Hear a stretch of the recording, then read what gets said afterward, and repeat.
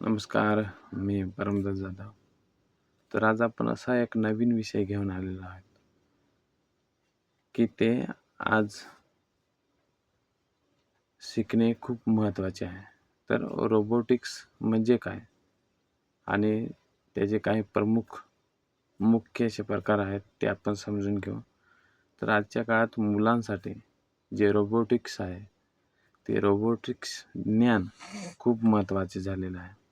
आणि यामुळे मुलांमध्ये तांत्रिक विचार करण्याची क्षमता आणि समस्या निराकरणाचे जे कौशल्य आहे, ते विकसित होते. आणि भारताच्या नवीन शैक्षणिक धोरणात म्हणजेच NEP 2020 तंत्रज्ञानावर भर देण्यात आलेला आहे. तर रोबोटिक्स म्हणजे काय? तर रोबोटिक्स म्हणजे हे विज्ञान की इंजिनिअरिंग आणि तंत्रज्ञान याचे मिश्रण आहे. या माध्यमातून अशा मशीन तयार केल्या जातात, ज्या मानवी कष्टांना कमी करतात आणि कठीण कामे जी रोबोट्सही सहज करतात.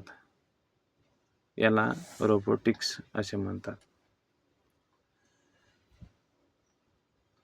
तर रोबोटचे 5 प्रमुख किंवा मुख्य प्रकार कोणते?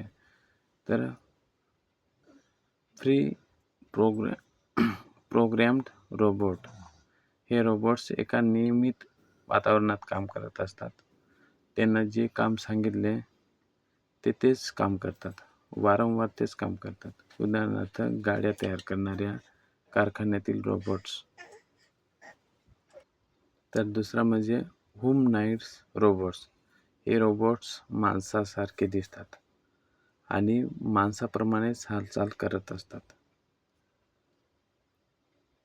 किंवा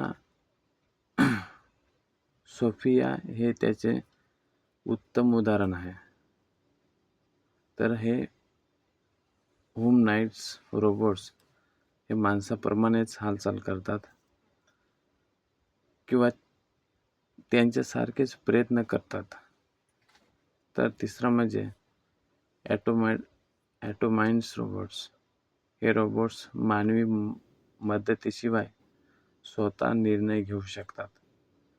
ते आजूबाजूच्या वातावरणाचा अभ्यास करून आपले काम करतात.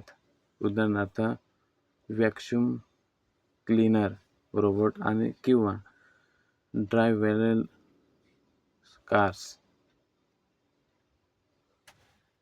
हे त्याचं उदाहरण आहे. तर ते चौथा म्हणजे टेलिऑपरेटर रोबोट्स. हे रोबोट्स मानवाच्या नियंत्रणाखाली असतात, पण ते रिमोटने चालवले जातात. जिथे माणूस पोहोचू शकत नाही, उदाहरणार्थ समुद्राच्या तळाला किंवा युद्धभूमीत, तिथे हे रोबोट्स काम करतात.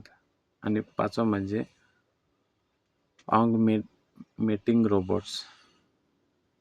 हे रोबोट्स मानवाची जागा घेत नाहीत, तर मानवाची क्षमता वाढवतात.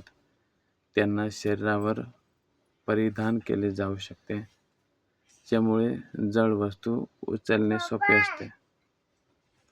तर मुलांसाठी रोबोट्स हे का महत्त्वाचे आहेत? तर शिक्षणात मदत, विज्ञान, तंत्रज्ञान आणि इंजिनिअरिंग आणि गणित या विषयाची आवड निर्माण होते. तर नवनवीन निर्मिती, मुलांना स्वतःहून काहीतरी नवीन बनवण्याची प्रेरणा मिळते. तर भविष्यातील ऑटोमेशनच्या युगात टिकून राहण्याचे हे एक ज्ञान आवश्यक आहे.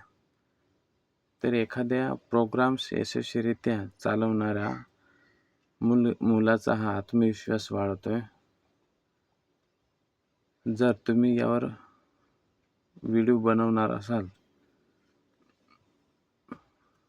तर भविष्यात शिक्षण किंवा रोबोट्सचे जे जग आहे, ते जग